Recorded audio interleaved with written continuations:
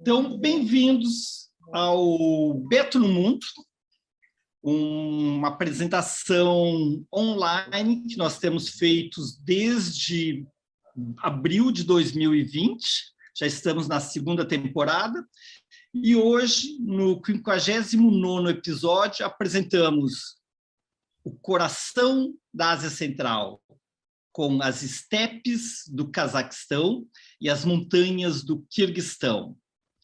Na vez anterior, nós apresentamos o Uzbequistão e o Turquemenistão. Vocês todos são amigos da casa, me conhecem, né? Eu acabo de voltar de Galápagos, completando, então, 140 países, com suas histórias, suas culturas, que desde que eu me conheço por gente, eu tenho curiosidade em conhecer. Fiz o high school nos Estados Unidos, depois minha formação acadêmica foi aqui na URGS, como muitos de vocês, na Engenharia Civil e Arquitetura, estágio na Macedônia, especialização na Suíça, e o meu grande ano de viajante foi na Ásia, que eu percorri aqui desde a Indonésia até o Tibete, e com essas duas fotos emblemáticas que representam a da esquerda, em Peshawar, na fronteira com o Afeganistão, na entrada do Khyber Pass, né, com os Freedom Fighters da época, os Mujahedins, apoiados pelos Estados Unidos para derrubar o regime pró-soviético de Cabul. E na direita, a trilha, né, até o campo base do Everest, como era feito naqueles anos 80, que era a pé e dependendo, né, das dicas de outros caminhantes. Desde que eu retornei ao Brasil, eu abri a Trip and Travel, uma agência de viagens e intercâmbios que vai comemorar 34 anos agora em 2002, né? E a gente construiu com o STB toda a história do intercâmbio no Rio Grande do Sul. Desde 2016, com a chancela do Virtuoso concedido às melhores agências de viagens do mundo, o que muito nos honra. Eu sempre gosto de homenagear aquele que veio antes da gente, aquele que nos ensinou, o Michel Roche, grande historiador, intelectual francês, que criou com a gente o conceito dos Grand Tours de viagem de imersão cultural. Ao longo desses 27 anos, a gente percorreu 70 países, em 40 edições, que tivemos em 2021 a primeira vez onde não ocorreram nossos Grand Tours. Então, retomamos agora em 2022 e, então, na apresentação anterior, eu levei vocês até o Uzbequistão e Turcomenistão, né, onde nós nos encantamos com Samarcanda, onde no seu centro histórico nós temos a Praça do Registã, com duas madraças, que são as escolas corânicas, e uma mesquita do período de Tamerlão, Timur. E seguindo de Samarcanda, nós fomos a Bukhara, uma cidade toda em adobe, que foi ali que eu encontrei, na frente dessa minarete, o Gerhard, que vai estar falando conosco daqui a pouco. Ele era cônsul da Alemanha em Uzbequistão. Procurei ele em Tashkent, ele não estava, ele estava pelo interior, e estou no interior aqui caminhando para tirar essa foto, porque o sol já estava se pondo, né? Quando me cruzo com alguém, né, com duas pessoas, estava eu e a Eleonora, e a gente fala em inglês, provavelmente, e daí ele perguntou onde é, eu disse, Brasil, ele disse, eu morei no Brasil, então só pode ser o Gerhard, né, para encontrar em Bukhara, alguém que tenha morado no Brasil, e só podia ser o Gerhard. Então, os encontros e desencontros, né, que viagem nos proporciona. E seguimos para Riva, que é um museu a céu aberto, uma cidade no norte do Uzbequistão, na fronteira com o Turcomenistão. Foi quando o país ficou independente do desmembramento da União Soviética, em 1991, o primeiro monumento, né, declarado Patrimônio Mundial pela Unesco, né, para o Uzbequistão, foi o Inchakala, que é mas tá difícil com esses cachorros latindo. Todo o centro histórico de Rivne. Então, hoje, seguimos para o Cazaquistão e Quirguistão, no 59º episódio da série Beto no Mundo. Então, a gente vai continuar na Ásia Central, percorrendo as estepes do Cazaquistão. 90% do Cazaquistão é constituído de estepes, essas grandes estepes, né, que nós já vimos na Mongólia, que seguem aqui para o Cazaquistão e chegam até as estepes da Hungria. Então, esse grande corredor por onde nômades, desde a época dos hunos, no período romano, até Gengis Khan, até o último império nômade, que foi aqui no Cazaquistão, se deslocavam com seus rebanhos em busca das melhores pastagens. Então, essa área de contato dos povos nômades com as civilizações sedentárias à sua periferia, ao norte os russos, a leste os chineses, ao sul a Pérsia, à esquerda a Anatólia. Então, e era esse corredor que levava produtos e, com isso, também conhecimentos e formas diferentes de vida. No Quirguistão, o que mais nos impressiona são as montanhas. Ali é o encontro de 4 grandes cadeias de montanhas, o Hindu Kush, Tian Shan, Karakorum e Himalaias, formando o maciço de Pamir. Nós estamos no teto do mundo.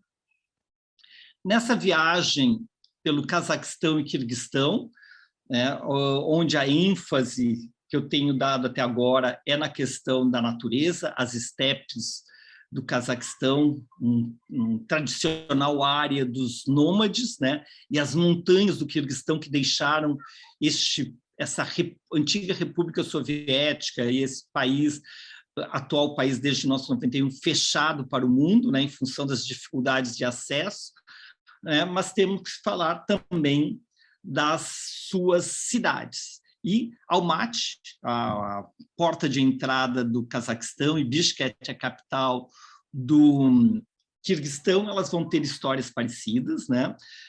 De assentamentos anteriores, vão virar cidades fortalezas, cidades fortes, com a expansão e a conquista da Rússia czarista no final do século XIX. De 1864, por 10 anos, o Império Russo vai estender e conquistar toda essa região, e depois, com a Revolução Russa e os bolcheviques, nós vamos ter a constituição das repúblicas socialistas soviéticas da Ásia Central, do Cazaquistão e do Quirguistão, em 1986. Então, temos aqui, nessa imagem representada na esquerda, a Igreja Ortodoxa, né, representando o poderio do Império Russo, né, e na direita uma das últimas estátuas de Lenin, né, em Bishkek, representando o período soviético. Todos esses países, né, que faziam parte da União Soviética, Turquemenistão e Uzbequistão, que nós apresentamos no último episódio, o Cazaquistão e o Quirguistão neste episódio, e o Tajiquistão, formam as 5 repúblicas socialistas, antigas repúblicas socialistas soviéticas da Ásia Central. Em 8 de dezembro de 1991 é desmembrado a União Soviética e vamos ter o surgimento desses 5 países. São 5 países com uma situação geopolítica peculiar. De um lado, nós temos o Mar Cáspio, a grande riqueza de petróleo, que tanto o Turquemenistão quanto o Cazaquistão se beneficiam, além do Azerbaijão do outro lado. E aqui, a Cordilheira do Tian Shan, que vai fazer a fronteira natural do Tajiquistão com o Afeganistão, né? E aqui o Karakorum, no norte do Paquistão. Nós temos ao norte a Sibéria, a leste a China, sempre toda poderosa, e ao sul o Afeganistão. Por todos esses nomes que cada um deles já remetem a vocês a vários episódios de conflitos, de disputas geopolíticas, nós estamos numa das regiões mais remotas e fascinantes da Terra. O que representa essa Ásia Central para mim? Então, a Ásia Central, meu primeiro contato foi lá em 1986, quando eu atravessei o Passe Punjab do Paquistão para a região de Xinjiang, e eu descobri uma região onde se falavam línguas turcas, onde a religião era islâmica, tão diferente da imagem da China tradicional que conhecemos, né? Eu estava no Turquemenistão Oriental, uma das franjas dessa Ásia Central que nós vamos estar apresentando hoje.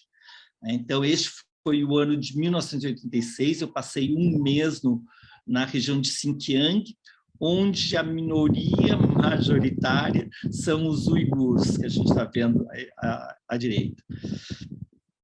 Passa-se uma década, estou viajando com a Eleonora, o Nuno, pela Turquia, e no encontro de bazar, a gente conversa com um dealer, rugs dealer, e ele nos conta, vai nos apresentando os tapetes, e eu vou vendo uns tapetes maravilhosos, e sempre onde eu bato o olho, ele diz, não, este não é da Turquia, da Anatólia, propriamente dito, é do Turquemenistão. Aí tem um olho, bate outro olho também. Eu disse, mas como é que a gente tem acesso a isso? E ele disse, todo ano ele vai para as regiões tribais do Turquemenistão e trazer tapete. Daí ele nos olhamos e disse, é para lá que a gente vai. Isso foi em 1997, na Anatólia. E em 1998, então, finalmente, eu vou percorrer o coração da Ásia Central com a Eleonora. Então, eu tinha um recorte de uma matéria da Zero Hora, de uma fotógrafa gaúcha que tinha estado lá. Então, a única vez que eu tive informação de alguém que tinha estado na Ásia Central era essa fotógrafa Sara Slonka. Daí eu falei com a Eleonora, Eleonora, tem alguém que já esteve na Ásia Central. Daí a Eleonora vem do Rio de Janeiro para Porto Alegre, a gente vai jantar com o Renato e a Sara Slonka, que nos contam que foram visitar amigos que eram diplomatas alemães em Porto Alegre e que estavam assentados ou sediados na Ásia Central. E dali que começou, né, a gente estudar de como explorar essa região. Então, na época, era 1998, ou seja, apenas 7 anos, né, que esses países eram independentes. E até o período soviético era muito difícil acesso, principalmente para viajante independente, então pouco informação se tinha de como explorá-lo. Por isso que uma conversa com pessoas que lá estiveram, né, nessa época pré-internet, pré-Facebook, Instagram, era tão importante, né? E foi instigante viver esse momento histórico único da região, né? Após meio século da conquista czarista, né? De 1870 até 1917, daí de 70 anos de dominação soviética e todos os desafios de constituir seus estados independentes.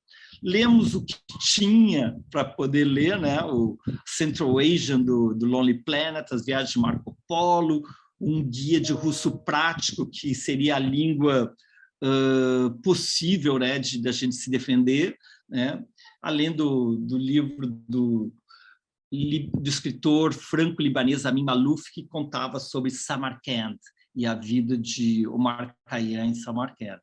E daí, mas o motor principal, sempre o que nos move, é o que vem lá do nosso íntimo, da nossa infância, e era Marco Polo, o grande viajante veneziano que vai seguir com seu pai, seu tio, ao longo da Rota da Seda para chegar até a corte de Kublai Khan.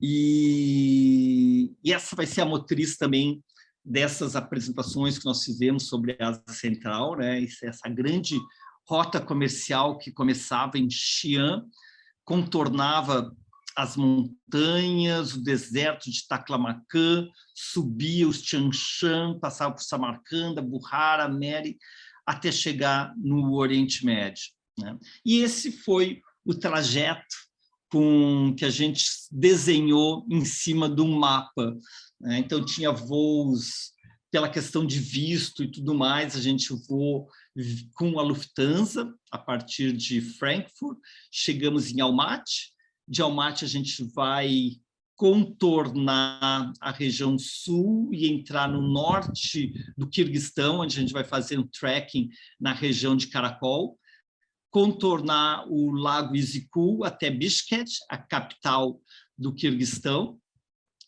E Almaty eu não chamo de capital, porque ela é o maior centro e foi sempre o centro político da região, mas eles fizeram, como fizeram no Brasil e na Austrália, criaram uma outra capital que se chama Astana, mas no centro do país, né? Então, nós temos a capital política Astana, mas o coração econômico, histórico do Cazaquistão é Almaty.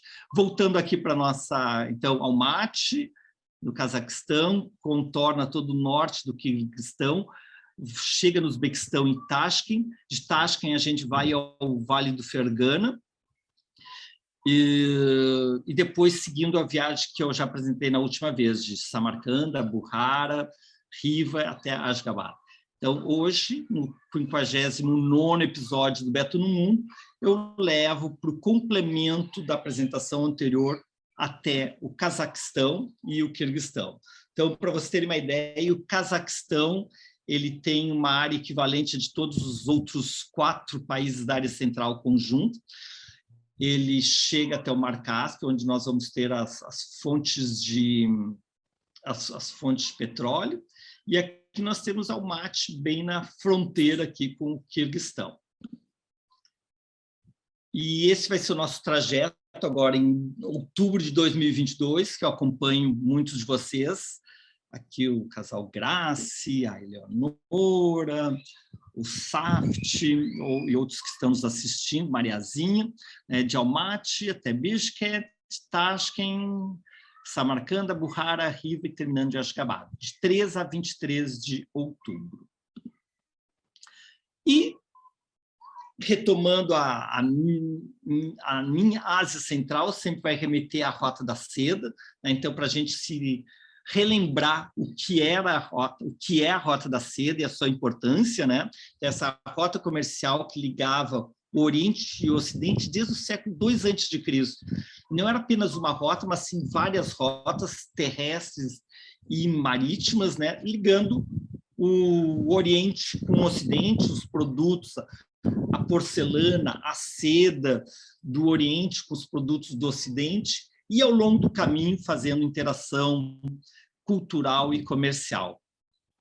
Então, como a gente sabe, a Rota da Seda foi fundamental para as interações econômicas, culturais, políticas e religiosas entre essas regiões, né?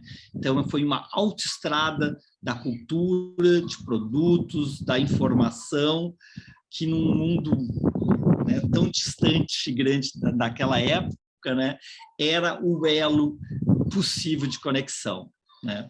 E independente do caminho que se faça, sempre vão se encontrar aqui na nossa Ásia Central. Os caravansarais eram paradas que haviam a cada vários dias de caminhada ou do ritmo do camelo, né? Exatamente para se abastecer, trocar os animais, trocar os seus produtos, eventualmente continuar ou retornar ao seu ponto anterior.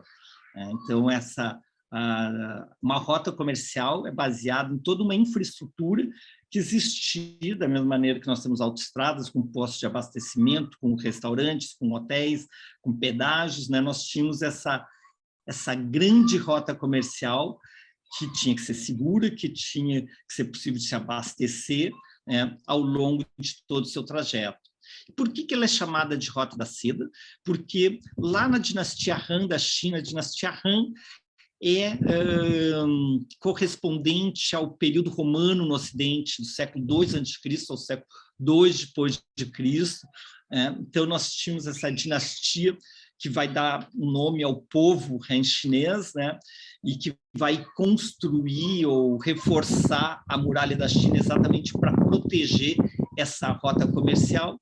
E o segredo industrial, né, mais bem guardado durante milênios foi a seda, de como era produzido esse tecido, né, toda a questão do bicho da seda que se alimenta da moeira, né, faz o seu casulo e daí é desfiado, produzindo um tecido onde todos o queriam, né? Vai dar um nome, então, a esta rota que levava muitos produtos, entre eles o mais requisitado, que era a seda. Então, para a gente se localizar, a Ásia, se a gente fosse dividir em regiões, o norte da Ásia, né, com a Sibéria, né, o leste da Ásia com a China, Japão, Coreia, o sudeste asiático com a Indochina, Tailândia, Malásia, o sul da Índia, o sul da Ásia com o subcontinente indiano, o sudoeste com o Oriente Médio e a Ásia Central no coração disso tudo, né? Então, ela liga o norte com o leste, com o sudeste, então ela sempre teve essa posição importante geográfica, né, e de elo de comunicação. Então, para a gente ver melhor as nossas fronteiras, o Mar Cáspio, né? Então, o Cazaquistão ele tem o Mar Cáspio, uma grande fronteira com a Rússia, um pontinho de interligação com a Mongólia, né? Depois faz fronteira com o Quirguistão, Tajiquistão e Turquemenistão. O único país da Ásia Central com quem ele não faz divisa é o Tajiquistão. Então, aqui os nossos 5 tans: Cazaquistão, a terra dos cazaques; Uzbequistão, a terra dos uzbecos; Turquemenistão, a terra dos turcomanos; Quirguistão, a terra dos quirguizes; e Tajiquistão, a terra dos tadjiques.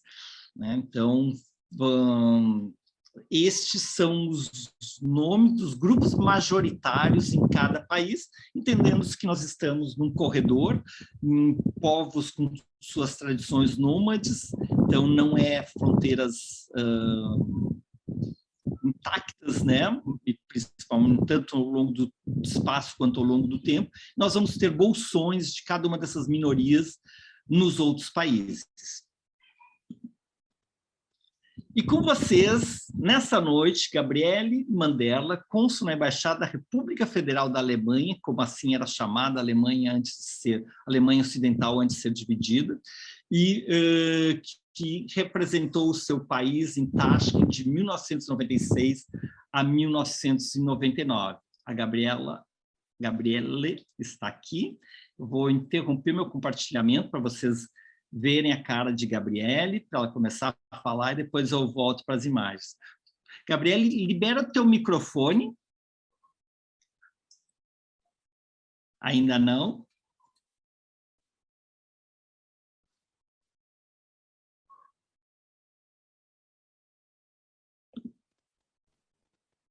Agora? Agora sim. Okay. Gabriele, então, talvez alguns aqui te conheçam, né? Então, nos menciona como é que foi essa ponte, como é que o teu canal com o Brasil, né? E com a Ásia Central. Bom, com o Brasil, eu comecei a minha carreira diplomática no Brasil muitos anos atrás, 50 anos atrás, e depois eu morei, no total, morei 20 anos no Brasil, e desses 20 anos, 10 anos em Porto Alegre. E foi em Porto Alegre, então, que eu conheci a Sara e o Renato Slonka. Depois que nós fomos transferidos de Porto Alegre de volta para a Alemanha, então, sempre mantivemos contato. E durante, então, esses anos, depois da Alemanha, fomos transferidos para o Uzbequistão, em 1996, como você falou. E conversamos com a Sarinha e com o Renato, justamente, deles virem nos visitar no Uzbequistão. E eu acredito que eles devem ter sido os primeiros brasileiros, naquele tempo, a viajar para a Ásia Central. Depois, então, eles contaram da experiência de viagem para vocês, inclusive, eu acho que você tem algumas fotos que mostram uma viagem que nós fizemos em comum. E aí surgiu essa oportunidade em 98, quando você estava viajando com a Eleonora para Bukhara, que não deu para nós encontrarmos em Tashkent, e houve, então, realmente essa episódio muito engraçada de você se encontrar com o Gerd, que estava com um grupo de amigos nossos, naquele momento, em Bukhara, e eu acho que ele escutou alguém falar português. Aí, então, ele perguntou para vocês de onde que vocês eram, e vocês disseram que eram do Brasil, e aí veio essa conexão. Ah, então você deve ser o Gerhard, amigo de Sarinha e Renato. Bom, no Uzbequistão, nós moramos durante 3 anos, e nesse tempo, então, tivemos a oportunidade de viajar exatamente em todos aqueles países que você também agora vai nos contar.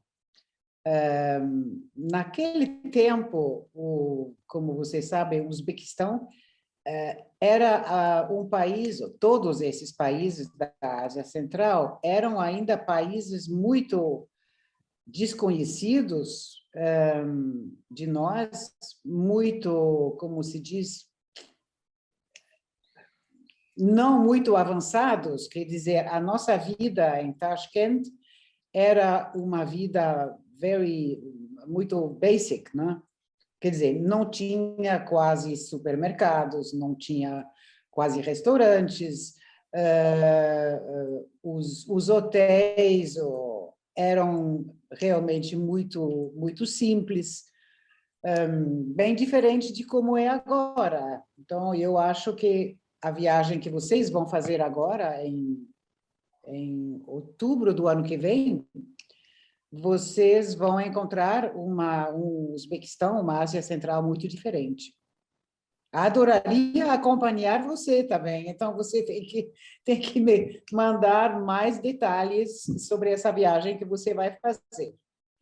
Mas naquele tempo tudo era assim um pouco aventureiro, um pouco difícil de viajar de uma cidade para outra, os meios de comunicação, as estradas, os aviões, como você também sabe, eram de uma outra época, mas no total era uma experiência tão interessante, tão rica de ver essa cultura, de ver as pessoas também com uma hospitalidade muito grande, as pessoas abertas, as pessoas querendo conversar e querendo ter contato com estranhos, com estrangeiros, com turistas.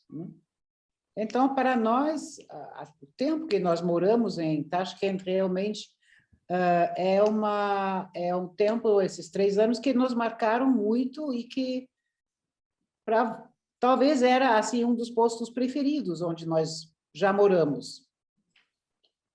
E como tu vias, né, na época, a relação, né, do povo uzbeco com os russos, os quais eles acabavam de se desmembrar, né?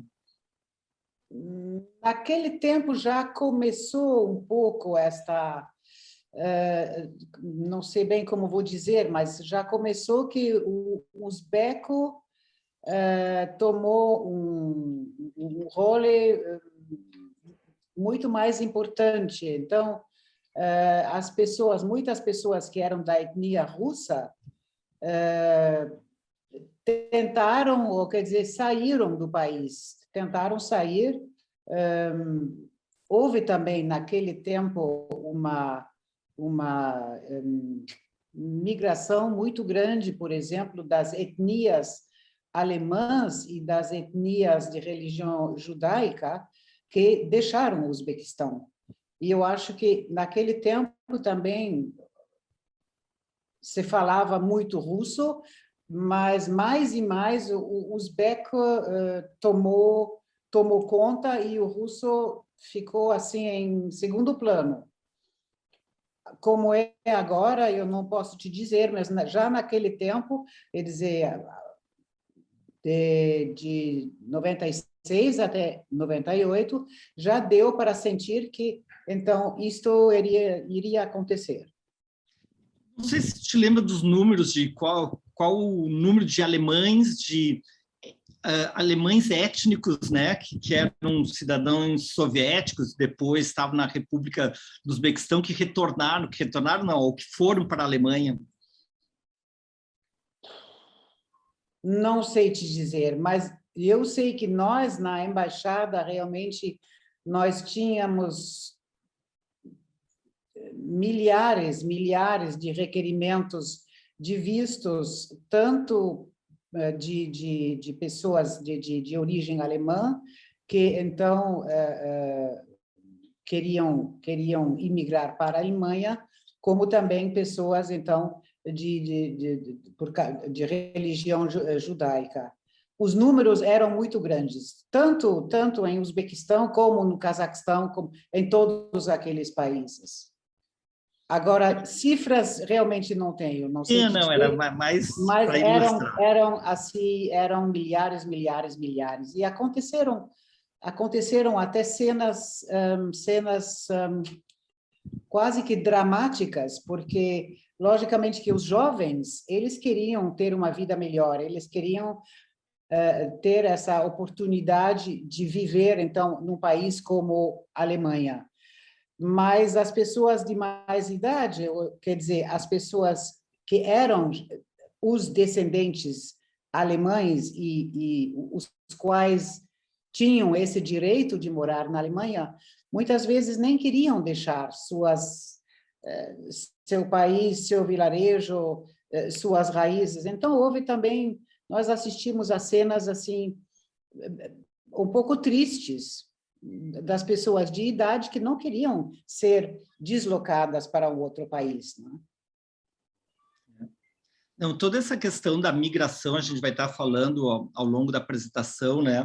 Ele é sempre muito difícil, porque ninguém emigra porque quer, né? Então, Claro. Tanto os meus bisavós, quando vieram da Itália, como muitos de vocês aqui que tiveram que se deslocar por motivos econômicos, majoritariamente, ou políticos, né? Sempre tem muita dor, porque sempre tem perda, né? É deixar para trás nossas raízes. Né? Gabi, eu vou compartilhar aqui a tela com outras imagens que tu nos passaste. Então, essa cena aí, te lembra? O que te remete?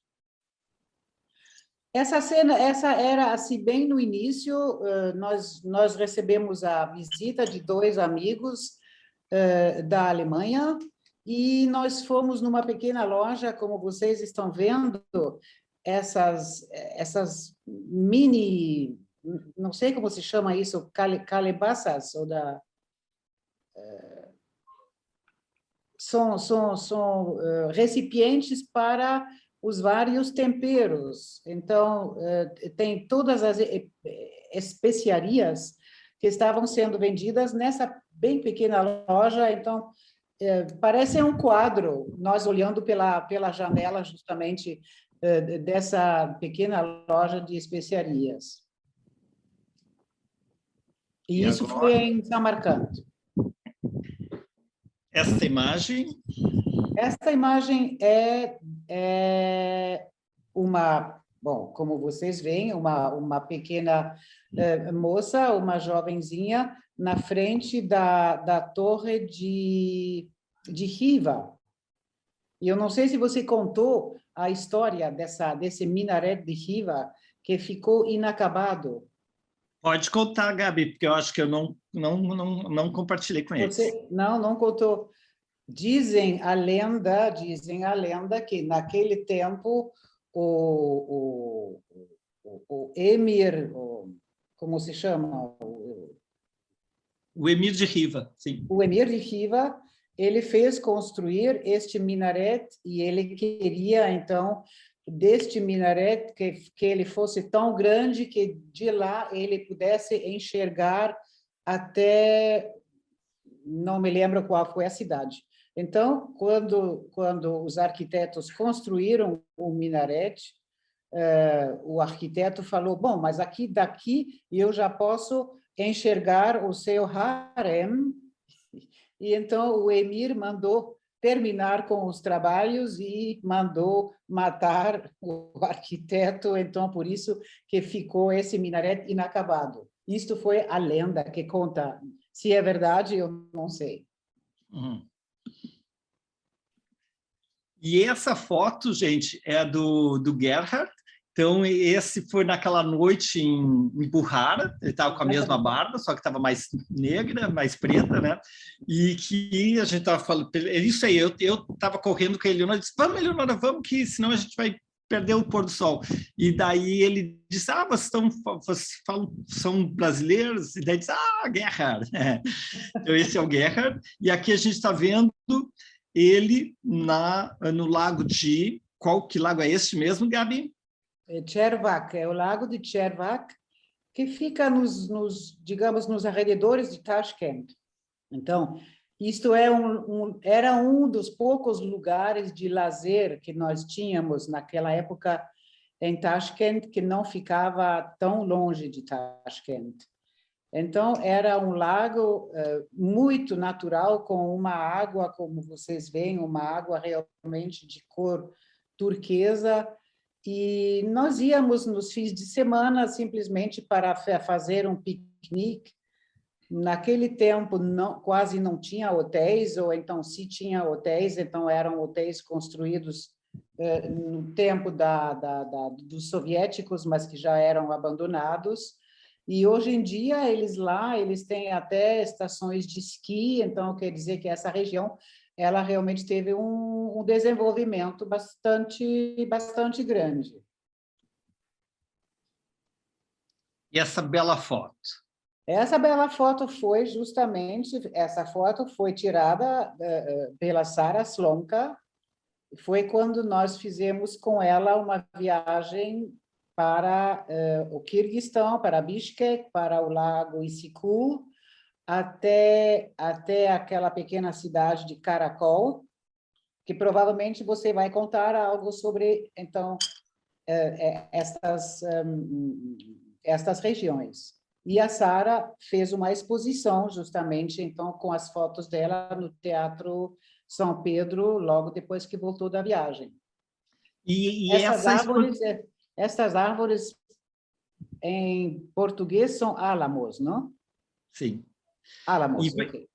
E, Gabi, vai ser essa exposição, né, que saiu na Zero Hora, e daí tinha um recorte na Ásia Central, o olhar de Sara Slonka, né, sobre a Ásia Central, que eu recortei agora me lembro melhor. Eu recortei essa matéria, e estava em cima da minha mesa.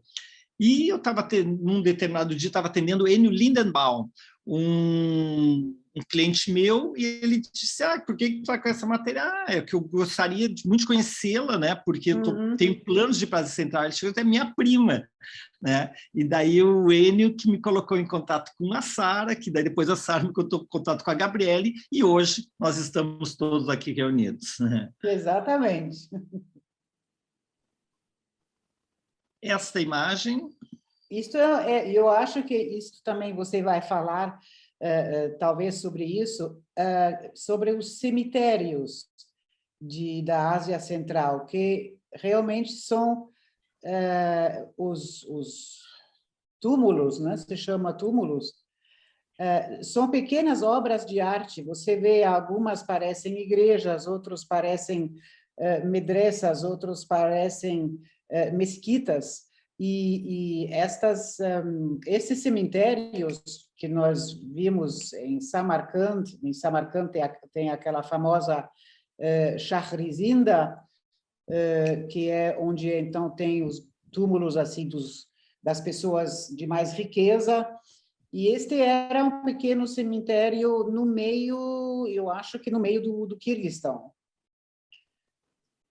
Lamentavelmente, sabem, aqui, como atualmente nós estamos em Ljubljana, e todos as minhas fotos da época, elas não são digitalizadas, então só quando nós tivemos agora 3 semanas atrás na nossa casa em Salzburg, só tirei algumas fotos, copiei elas, por isso que não tenho um acervo muito grande para poder mostrar para vocês, mas, Beto, eu tenho certeza que você tem fotos maravilhosas. Mas é isso que torna ainda mais legal, essa história de nós termos feito, né, parte de uma história dos primórdios da Ásia Central, né? Com E ainda numa certeza. época pré-digital, né?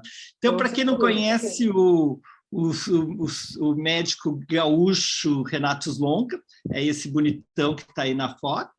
Não sei se o Renato está aí, eu convidei o Renato, a Lu, a filha dele, senão depois eu passo a gravação. E essa foto, Gabi?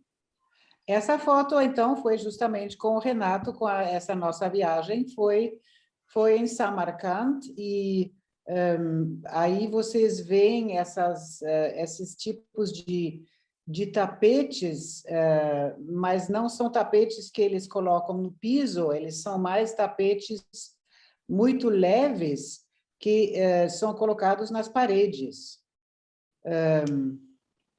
O nome me escapou agora. Você lembra do nome, Beto? Eu não me lembro mais do nome. Suzane, se chamam Suzane. Não? Então, essas Suzanes, elas são assim vocês veem, são cores muito fortes. Por exemplo, essa Suzane que vocês têm do lado esquerdo, então, é uma Suzane também como se fosse batik, né? E é uma coisa muito tradicional que eles estão vendendo em todas as medresas, em todas as lojas de souvenirs, que naquele tempo tinha muito poucos, hoje em dia deve ser muito mais. E então é uma coisa muito tradicional desta região, as Suzanes. E as toucas, os bonés que vocês estão usando? Esses são os bonés que vocês vieram numa das primeiras imagens. Normalmente os homens usam aqueles bonés só preto e branco. E os bonés mais bordados e mais enfeitados são usados... Agora você está usando um chapéu do Quirguistão. Exatamente. Falou, coloquei. Exatamente. Yeah.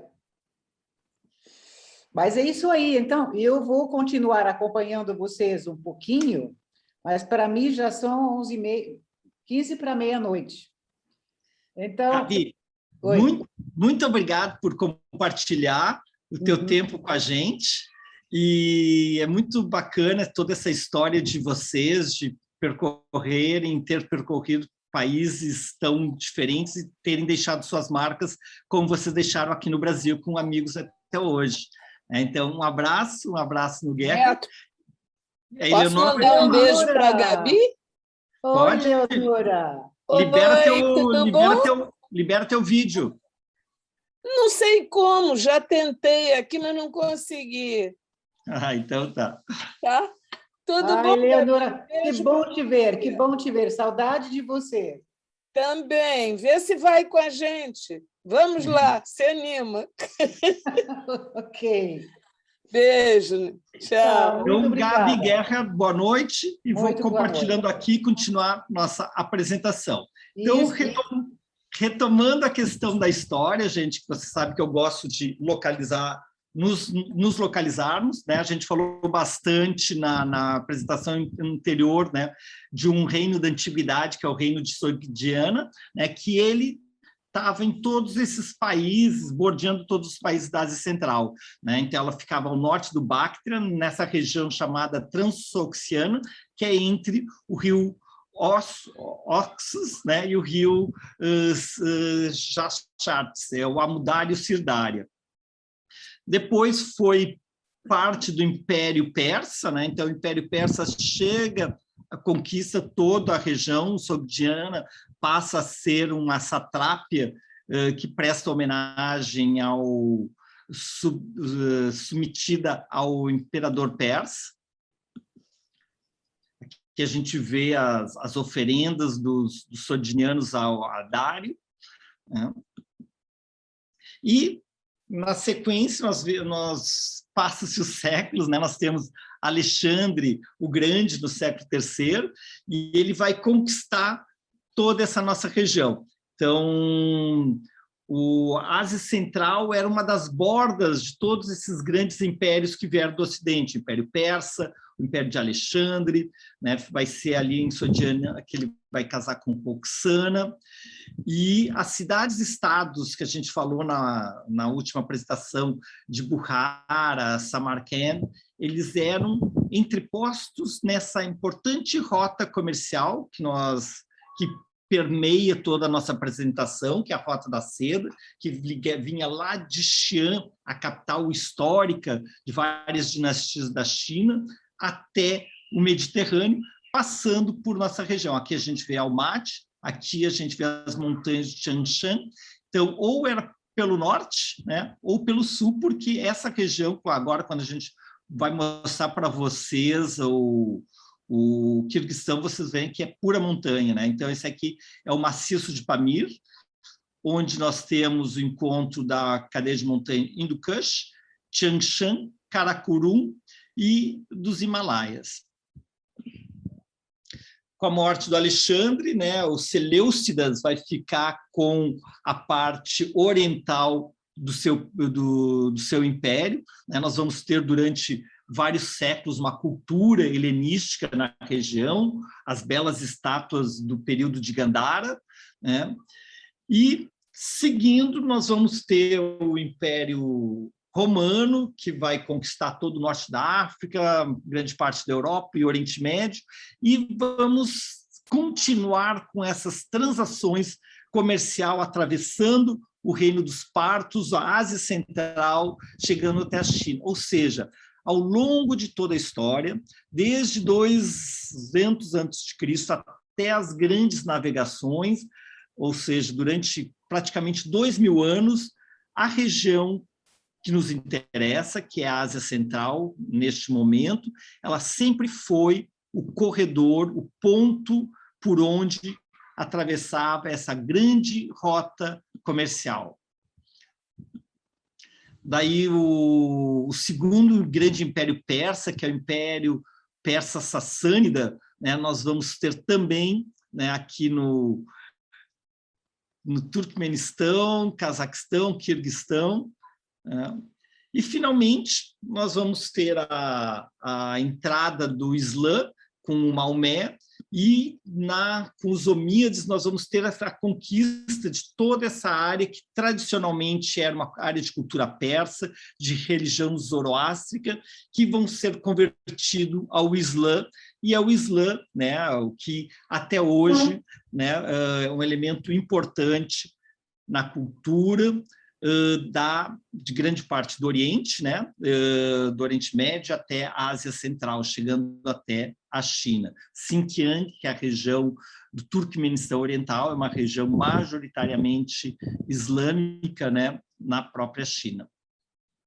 Os abássidas, né, quando a capital passa de Damasco para Bagdá, eles vão ter não só um domínio político, mas também religioso. Então, a partir dos abássidas, que nós vamos ter uma grande conversão, né, desses povos da Ásia Central, povos de língua turca,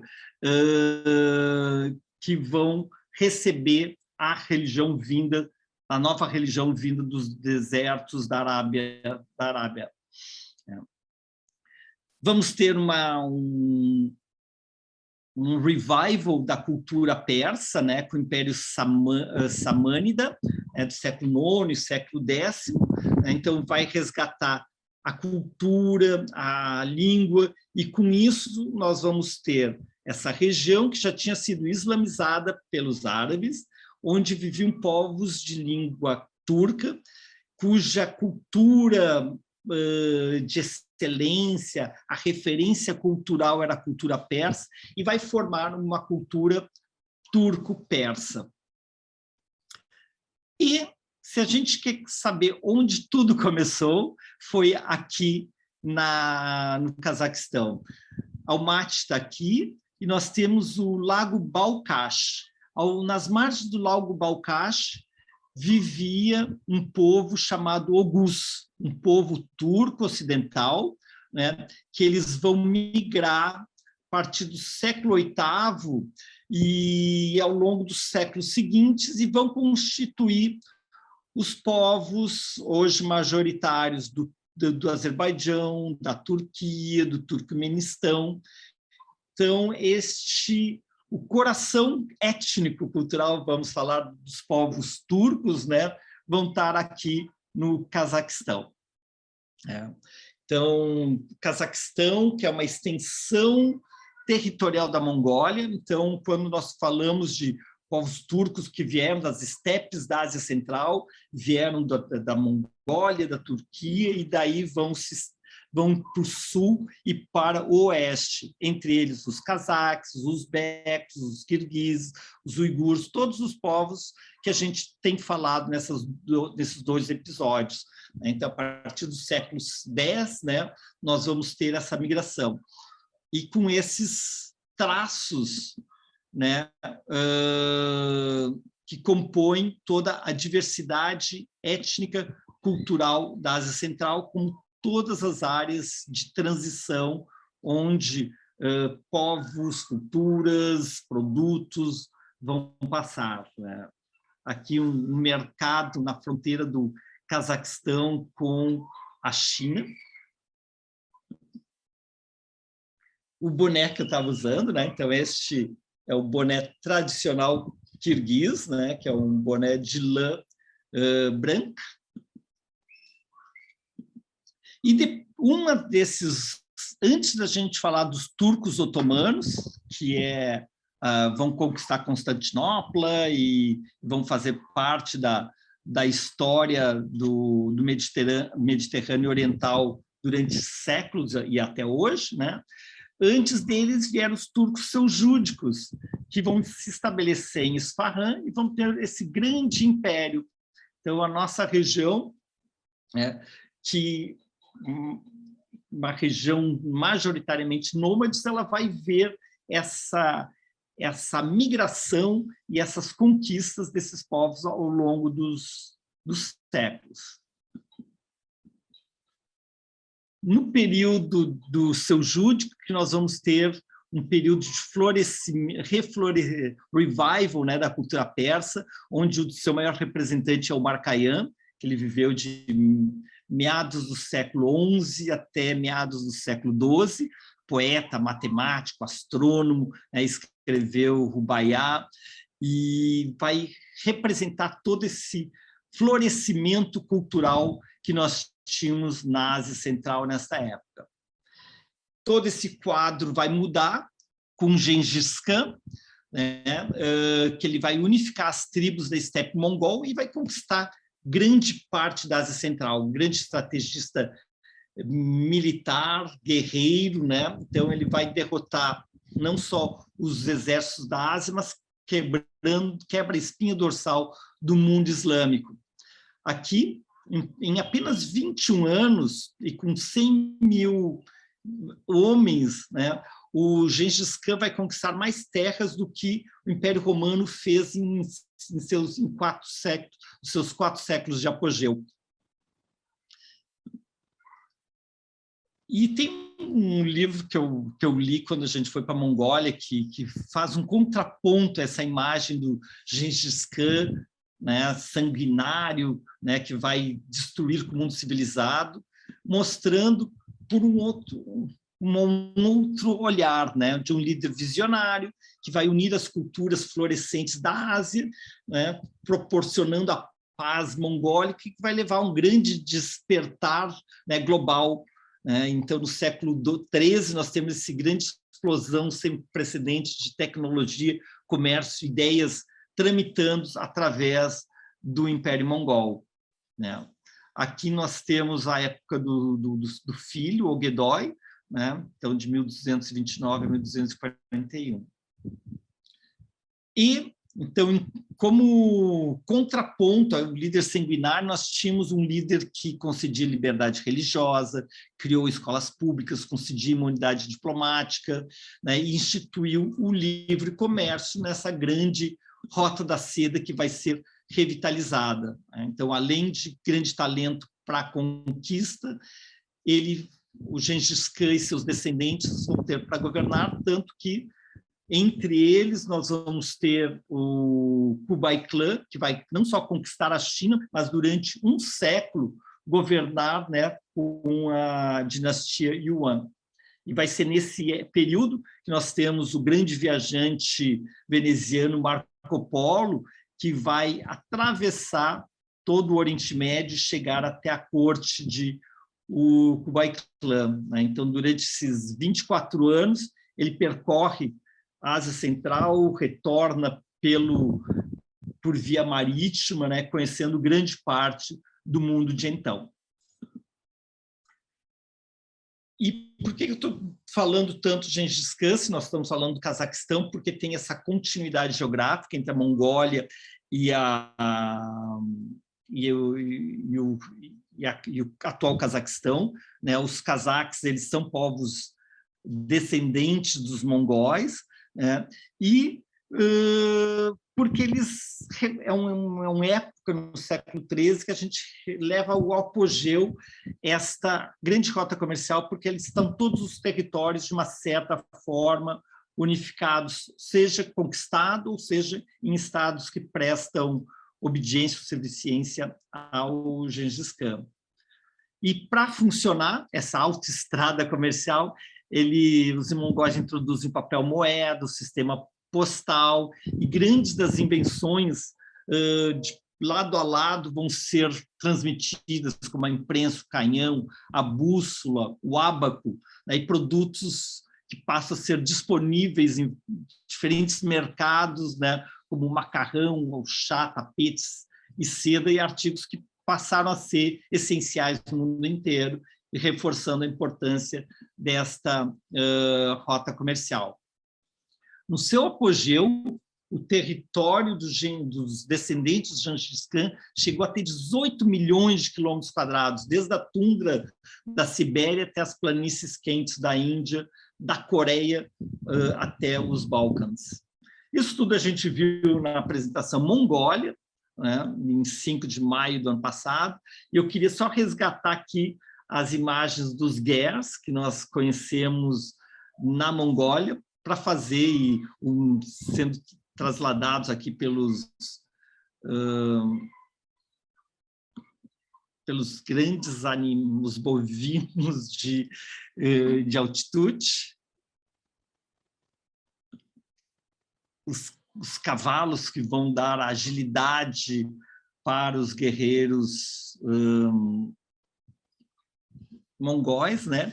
E os camelos utilizados nessas grandes caravanas. Para fazer esse paralelo, então, isso tudo a gente viu da Mongólia. Mongólia e o Cazaquistão estão no mesmo paralelo, é uma continuidade geográfica dessas estepes, né? E essa minha tenda nômade cazaque, que no Cazaquistão eles chamam de yurt, exatamente o ger mongol, né? Então, essa unidade cultural de povos nômades, né, vai acontecer entre esses dois países. Aqui, né, nós fizemos um camel safari no deserto de Zinkun, no atual Uzbequistão, mas culturalmente faz parte do Cazaquistão. Olha aqui, eu tenho até hoje as fotos desse menino, né, que eu acho ele extremamente emblemática, né, desse últimos grande nação nômade do planeta, né, que são os cazaques. Nós vamos ter um descendente, se diz descendente de Gengis Khan, que é Tamerlão, que vai constituir o Império Timuríade, e vai ser o último grande conquistador nômade da Ásia Central, né? Então, as obras dele a gente viu bastante em Samarcand, né? E, neste momento, no século XIX, nós vamos ter a mudança das forças, né, que até então se impunham na Ásia Central, que vinham do sul ou do leste, seja a China, seja a Pérsia, para as vindas do norte. Desde Pedro o Grande, passando por Catarina, o Império Russo czarista vai se expandir em direção ao Oriente e com Alexandre II em direção ao sul. E por quê? Por vários motivos. 1861, nós temos a abolição da servidão, e todos esses sem terras que poderiam eventualmente ser assentados em terras russas vão ser assentados em novas terras, em terras que Alexandre II vai conquistar na Ásia Central. Em 10 anos, de 1864 até 1874, eles vão a Rússia czarista, né, vai conquistar toda a Ásia Central, vai aumentar em 20% o seu território, né, transformando o terceiro maior império da história, né? E o segundo motivo por que ele tinha que se dirigir ao sul, porque a Sibéria, como vocês sabem, é uma grande parte plana, sem barreiras naturais. Então, a Rússia, que se estendia a sua força, precisava ter uma muralha, e essa muralha ela vai achar nas montanhas de Tian Shan. E então os russos vão conquistar, ao longo dessa década, toda essa região de estepes, 90% do Cazaquistão são estepes, até chegar às montanhas do Quirguistão. Com isso, temos uma barreira física, um tampão entre o Império, a grande disputa geopolítica do Império Russo ao norte e o Império Britânico ao sul, que já tinha conquistado grande parte do subcontinente indiano, estava no Afeganistão, e ambos estavam fazendo uma corrida para conquistar a Ásia Central, chamada The Great Game, né, o grande jogo do século XIX. Né? Então, uma antecipação da Guerra Fria, né, entre Estados Unidos e Rússia e União Soviética do século XX, nós tínhamos no século XIX, entre o Império Russo czarista e o Império Britânico, os dois que buscavam o máximo de extensão. Então, nós temos aqui o Império Russo, embaixo a Pérsia, o Império Britânico, o Império Chinês, e aqui essa região que, nas últimas décadas do século XIX, vão ser incorporadas ao Império Russo. Entre elas, né, o Cazaquistão e o Quirguistão, o Uzbequistão, o Tajiquistão. Né? No último quarto do século XIX, a Rússia conquista toda a Ásia Central. Né? E com isso nós vamos ter a reação britânica, né, nesse grande conflito entre os poderosos de então. Né? No século XIX, a gente sabe, o Império Turco-Otomano está perdendo a sua força, né? E vão ser esses os grandes que vão estar definindo os rumos do planeta então. E com isso, estendemos o Império Russo até a grande fortaleza que é as montanhas de Tian Shan. Aqui o Império Russo no seu máxima extensão, incluindo o Alasca, que pertenceu à Rússia até 1867. Então, o Cazaquistão foi conquistado de 1700 até 1854, o Uzbequistão 1873, o Quirguistão 1853, ou seja, ao longo da segunda metade do século XIX, toda essa área vai ser implantada. Mas, para manter, era preciso ter acesso, e para ter acesso foi criado por Alexandre III a grande ferrovia transiberiana, em 1891, que ligava de Moscou a Vladivostok e com derivações chegando até o Cazaquistão. Então, com isso, nós vamos ter uma forma de levar tropas extrair produtos, né, dessa área recém-conquistada. Então, aqui nós temos Astana, e, com isso, a Transiberiana bordeando essas regiões recém-conquistadas. Em 1917, nós temos a queda do Império Russo czarista, a abdicação do czar Nicolau II, né, a Revolução de Outubro, e com isso termina 3 séculos da família Romanov no poder, e toda o extermínio da família imperial, né, nos Urais, e com isso uma mudança de mãos novamente da nossa região. A nossa região, que esteve sob o domínio russo czarista por 50 anos, passa agora a fazer parte da União das Repúblicas Socialistas Soviéticas pelos 70 anos seguintes. Então, em diferentes status, mas entre 20 e 36, entre 1924 e 1936, cada uma dessas repúblicas passa a ter uma autonomia num traçado feito, né, por Stalin, né, pelo período soviético, naqueles primeiras décadas, né, que vai definir as divisões políticas.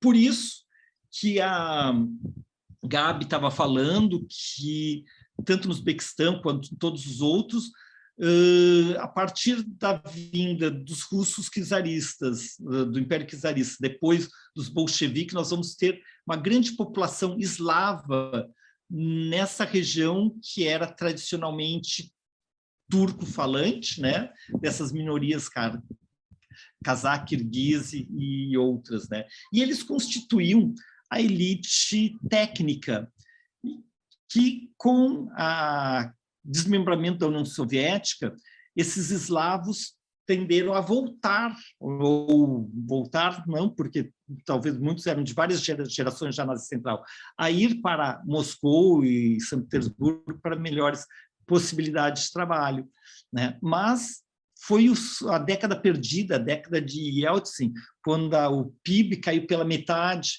Então, quem conseguiu foi e se assentou na Rússia-mãe, né? E outros acabaram ficando como cidadãos de segunda classe nesses países recém-independentes, porque eles que só falavam russo foram obrigados a começar a ter que falar a língua local, né? Uzbeco no Uzbequistão, cazaque no Cazaquistão e assim por diante. Então, cenas como essa, aqui junto à Torre de Burana, no Quirguistão, a gente vê um casamento de eslavos, tende a diminuir ao longo das décadas, né, com uma maior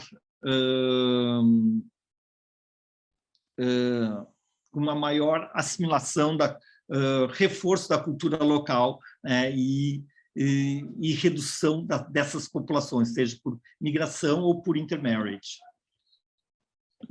Então, mais comum vai ser ver esses casamentos entre faces nativas da Ásia Central. Na Segunda Guerra Mundial, a União Soviética foi a que mais sofreu em termos de perdas humanas, foram 25 milhões de soviéticos que morreram, e no que nos tange a Ásia Central, né, houve migrações migrações forçadas e refugiados que saíram do fronte, né, seja oriental, no Japão, seja no ocidental, ali com a Alemanha, e se refugiaram na Ásia Central. A Ásia Central era o fim do mundo, né? Então, nós vamos ter aqui a frente da Guerra Ocidental, e aqui vai ser conduzidas indústrias pesadas, comunidades, né? E, ao longo desses 50 anos seguintes, nós vamos ter, né, essas repúblicas soviéticas, né, dentro de um mapa econômico, né, onde se produzia definido pelas políticas estatal por Moscou, e fazendo com que, depois, como país independente, vai ser muito difícil de lidar, onde nós podíamos ter produção, áreas produtivas sem insumos ou sem mercado. E, com isso, todos esses países tiveram que se reinventar, e a experiência que a Gabi teve de países de um Uzbequistão muito poucos recursos naquela época, né, de 96, 99, foi exatamente por esse período de transição onde tudo tinha que ser reinventado, a economia tinha que ser reinventada. Até então, eles estavam dentro dessa grande economia centralizadora da União Soviética. Eles se desmembraram, deixaram de ser da União Soviética, mas continuaram participando de um mercado econômico que se chama Commonwealth of Independent States, né, que fazem parte os países da Ásia Central, do Cáucaso e a Bielorrússia também. A Ucrânia saiu. E falando sobre a questão étnica linguística, se imaginava que com o desmembramento da União Soviética, a Ásia Central iria se alinhar, iria ter um alinhamento pan-turco, né? Tendo a Turquia como o líder de toda uma região onde vamos ter maiorias ou minorias de língua turca e de religião islâmica. Isso acabou não acontecendo, e a Ásia Central tem como seu jogo político a Rússia, da qual ela sempre dependeu muito, a China, que é a grande potência atual, né, e vizinha, né, e os Estados Unidos, que tentou trazer para sua área de influência, né, esses países que saíam da antiga União Soviética. Então, esse é o mapa do tema de hoje, que agora eu vou ilustrar, do Cazaquistão e do Quirguistão.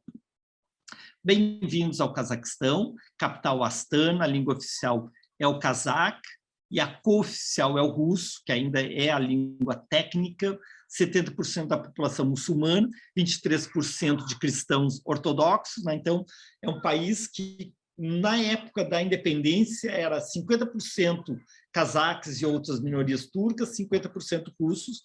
Milhões de russos, né, vão para a terra-mãe, para a Rússia propriamente dita, e hoje, então, já diminuiu para 75% cazaques e outras minorias, e em torno de 25% os cristãos ortodoxos, que normalmente vão ser os eslavos, né? Como aconteceu com todas as outras repúblicas, era o antigo secretário do Partido Comunista da República Socialista Soviética, que vai ser o presidente do país recém-independente, e que vai dar por ter toda uma experiência política, por ter todos os vínculos, né, com os meios de produção, os meios de poder, e que vai constituir a história da primeira década desses países. Um país enorme, 1/3 do Brasil, né?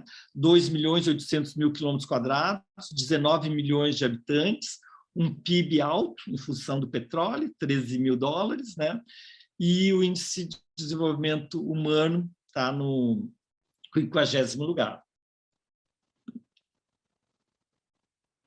Só recapitulando, o Cazaquistão foi incorporado à Rússia Imperial em 1854, tornou-se uma república socialista soviética em 1976, e como país independente está comemorando 20 anos. 30 anos? 30 anos, né? 1991 está comemorando 30 anos este ano, agora em dezembro. Cazaquistão. Astana, a capital, Almaty, o centro econômico do país. Então, uma grande área semiárida, né? Áreas de pastagens, né? E as montanhas ao sul. E aqui o Mar Cáspio, onde temos o petróleo. Agora, quando eu estava na Mongólia, todas as peças mais bonitas da artesania, eu botava o olho, daí dizia, esse é das minorias cazaques da fronteira oeste do país. Né? Então, esses sobreposições de tecidos é muito legal, é arte cazaque. Os cazaques, né? Então, o Cazaquistão é essa grande estepe, né? 90% do território, e suas nômades com seus rebanhos de ovinos, bovinos. Né? Almaty, uma cidade que foi construída pelos russos, né? Czaristas e depois bolchevique, com seu traçado regular. Né? E o Cazaquistão ele tem que ser sempre pensado da mesma maneira que a gente pensa na Sibéria, né? Como o fim do mundo russo de então. A migração ela começa com os camponeses russos e ucranianos sem terra, os servos libertos, né? Que vão assentar nas terras recém-conquistadas, né? Por ser distante, né? Também ela foi utilizada como local de exílio, seja do Dostoiévski no período czarista, Trotsky no período soviético, né? E durante a Segunda Guerra Mundial enviaram para longe do fronte, né, as indústrias pesadas, né, além de comunidades inteiras de russos alemães e russos coreanos, né, que poderiam colaborar com o inimigo. E vão ser esses russos alemães, né, que vão estar russos etnicamente alemães, né, que eram aqueles milhares de pedidos de visto, né, que a Gabi falou, né, tanto do Uzbequistão como dos demais países, no caso hoje do Cazaquistão, que buscavam, né, melhores oportunidades de vida na Europa Ocidental. E os coreanos me chamou a atenção no mercado de Almaty, né, todo um setor de coreanos, né, e daí que se entendeu, né, que eles tinham enviados para lá na Segunda Guerra Mundial e já estavam algumas gerações. Né? Então, essa é Cazaquistão. Né? Nós ficamos num desses, na época, né, como a Gabi mencionou, os hotéis eram precários e a gente acabava ficando em casa de família. Nós ficamos numa casa de família, num desses blocos de apartamentos de Almaty. Então, Almaty, desde então, né, verticalizou, né, com vários prédios modernos, graças ao petrodólar, né, e ao sul nós temos as montanhas que separam do Quirguistão do outro lado da montanha. Então, alguns prédios interessantes do período czarista, outros períodos soviéticos, mas a grande parte que vocês estão vendo é deste milênio.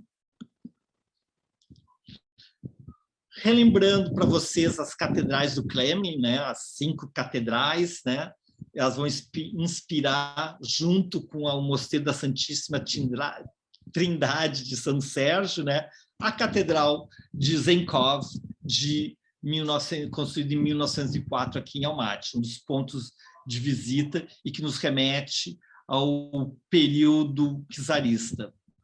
Né. E hoje, tristemente, hoje não. Hoje a gente vai conferir como funciona, mas na época, há 20 anos atrás, né?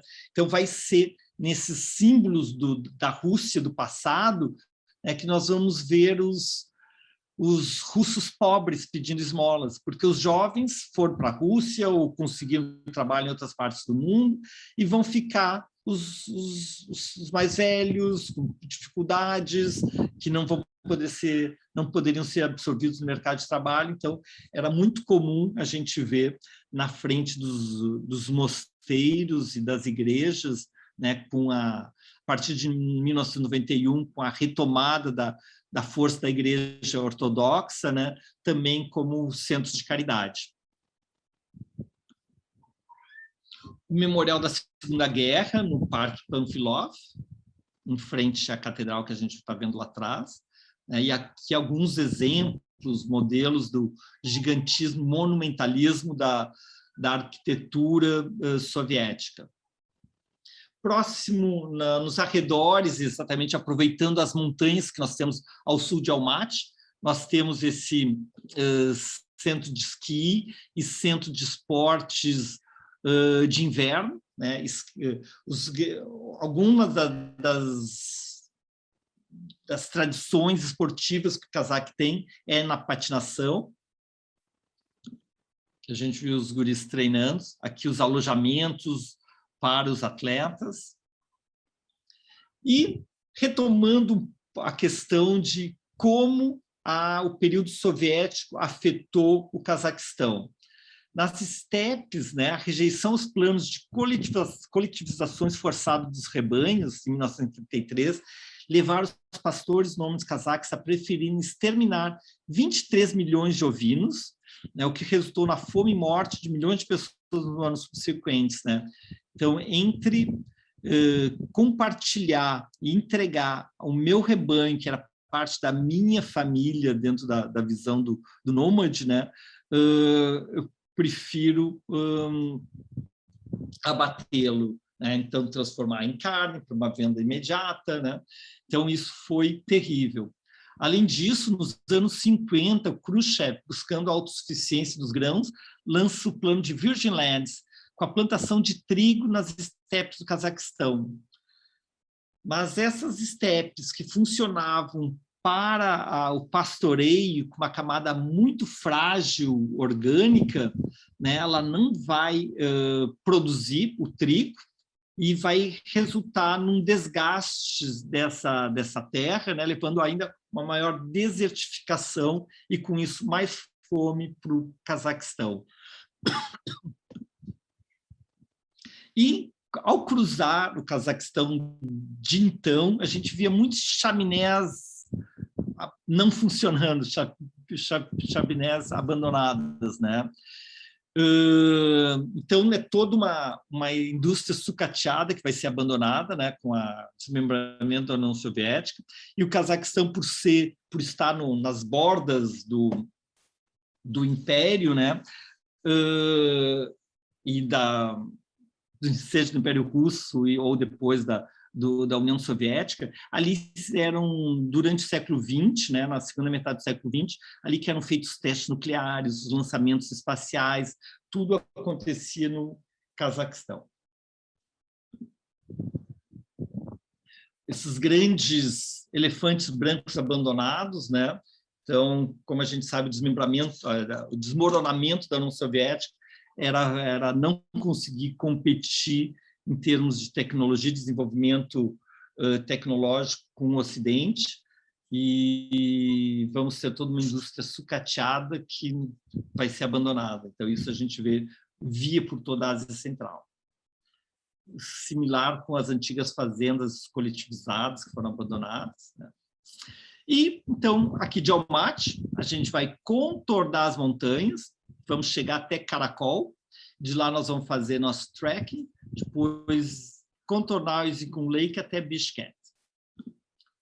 Esse era o nosso guia motorista, trambiqueiro não, empreendedor, fazia o que era possível dentro da economia de então, né, ia para a República, para a Tchecoslováquia, trazia produtos que vendia no Cazaquistão, que levava para outras partes da União Soviética, né?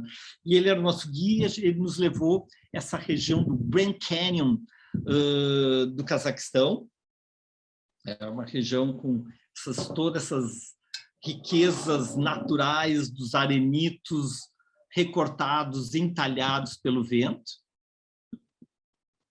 e seguimos até a fronteira com o Xinjiang, que é a parte do Turcomenistão oriental na China, para entrar no Quirguistão. E daí que foi bárbaro, né? A gente vê a questão das faces, as diferentes feições que compõem a Ásia Central.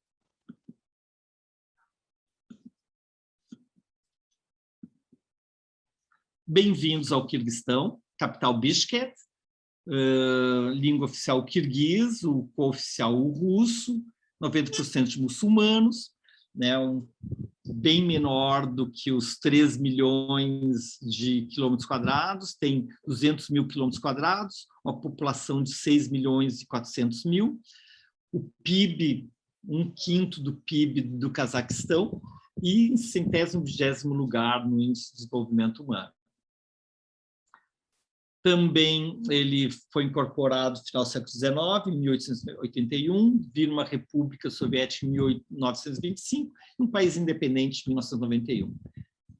Quirguistão, capital Bishkek, Karakol, as montanhas. E por que não tem nada aqui? Não tem cidades? Porque isso aqui é a cadeia de montanhas do Tian Shan. E olhem só essa imagem. Então, fora essas regiões aqui, nós temos tudo isso com montanhas cobertas de neve.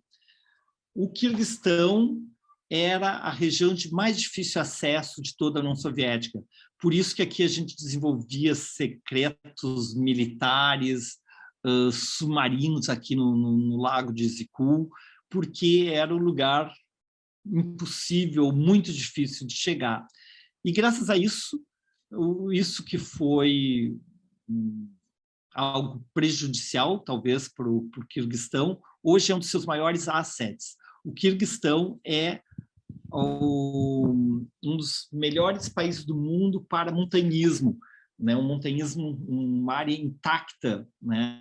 Enquanto a gente vê filas para chegar ao Everest, aqui nós temos montanhas intocadas.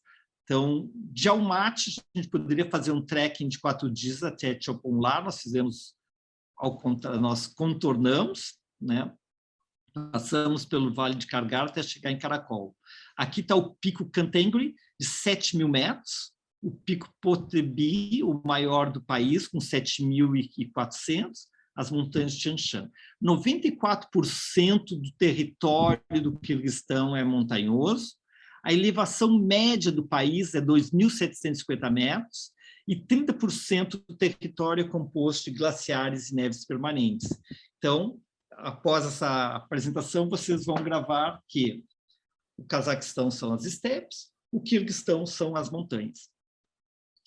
Karakol, fundado no período czarista, com uma base militar em 1869, vai ser a nossa cidade base para nós explorarmos a região. Aqui nós temos uma bela catedral toda em madeira, como a Catedral de Zenkov de Almaty, foi construída em 1895, fechada pelos bolcheviques em 30, reativada em 1991, e como dizia o sacerdote ortodoxo, viva as babushkas, né?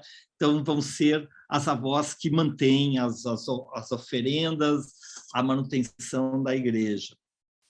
Então, muito linda a Catedral da Santa Trindade de Karakol. Mas nós fomos para lá para isso, para fazer essas caminhadas no Vale de Karakol, né? Onde a gente vai subir contornando os rios, tendo as montanhas nevadas ao fundo, a vegetação alpina, que faz com que tenhamos um dos cenários que nos remetem à Nova Zelândia, a Escandinávia, a outros países, regiões bucólicas, com toda essa beleza natural intocada. E, ao longo do caminho, passando por nômades, com as suas construções temporárias, os meios de locomoção não motorizado, né, até chegar o Vale Superior, com esse belo lago maravilhoso. Então, Quirguistão, vocês ainda vão ouvir falar como um grande destino para trekkings, os montanhismos que se faz nos Alpes, que se faz na região dos Himalaias, né? Tem um caminho enorme para ser desenvolvido aqui no Quirguistão. E nós paramos num spa soviético, às margens do lago Izikul, aqui que os russos premiados no serviço burocrático soviético vinham passar algumas semanas nas águas do lago. Ele tem 170 quilômetros de comprimento, 70 de altura, fica a 1.600 metros acima do nível do mar e 695 metros de profundidade. E aqui, né, então, a gente vê toda essa tradição já na época, né, de esporte de aventura, com os caiaques, né, aqui os cafés ao longo da estrada, onde a gente se abastecia com a comida local, o shashlik, que é o espetinho, o plov, que é carreteiro de carne de carneiro. E terminamos aqui o Quirguistão com Ala-Apla, um parque nacional, nas proximidades de Bishkek, onde a gente também fez uma bela de uma caminhada. E chegamos finalmente na capital. Todo tumulto, para quem estava 2 semanas no meio da natureza.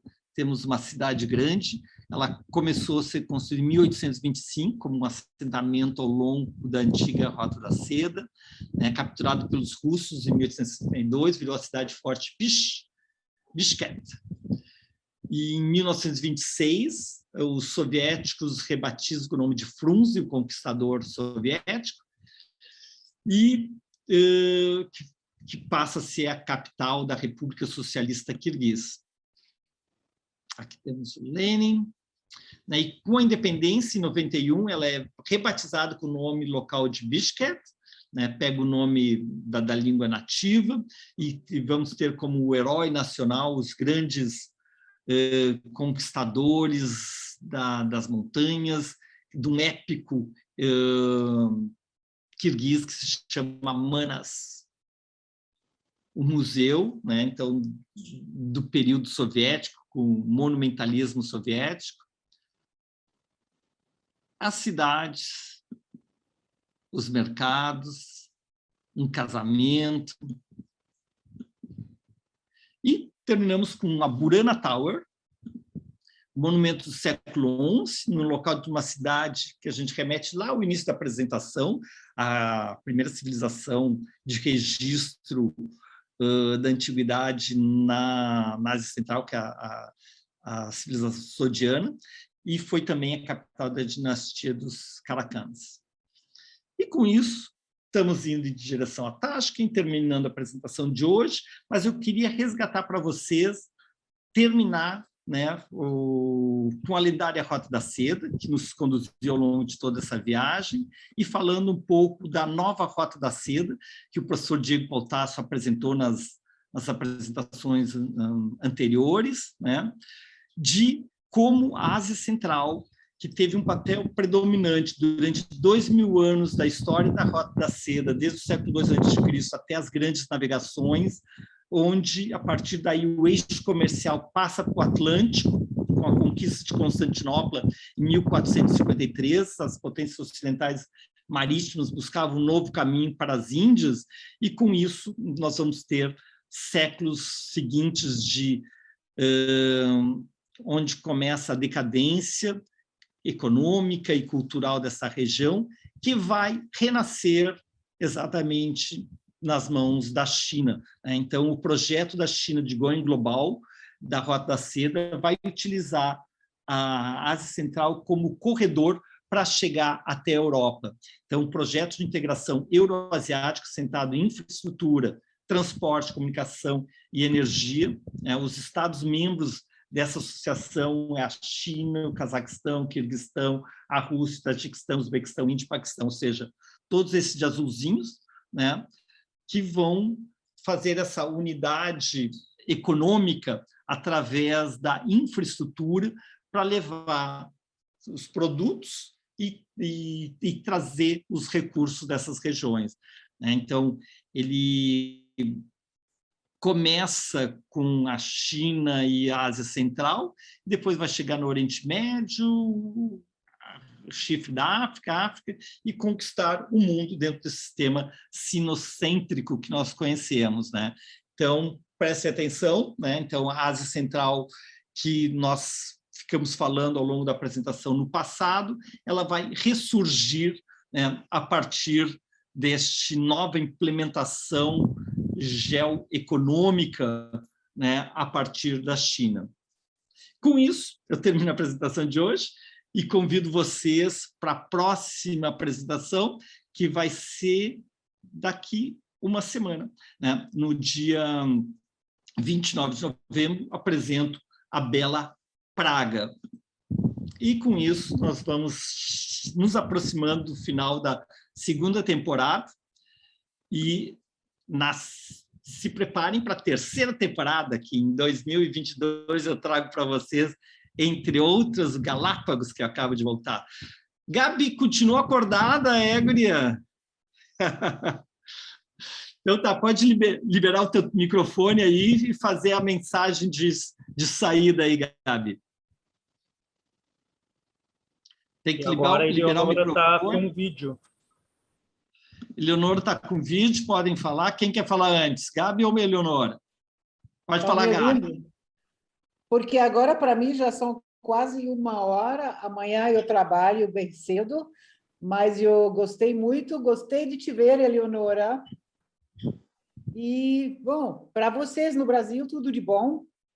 Vocês, eu acho que estão indo muito bem também com essa pandemia, enquanto aqui na Europa os números estão crescendo e, bom, o inverno chegando e lockdowns na Áustria. Aqui nós estamos ainda bem em Ljubljana, onde nós ficamos até meados de janeiro, mas you never know. Então, saúde para todos vocês e uma boa noite.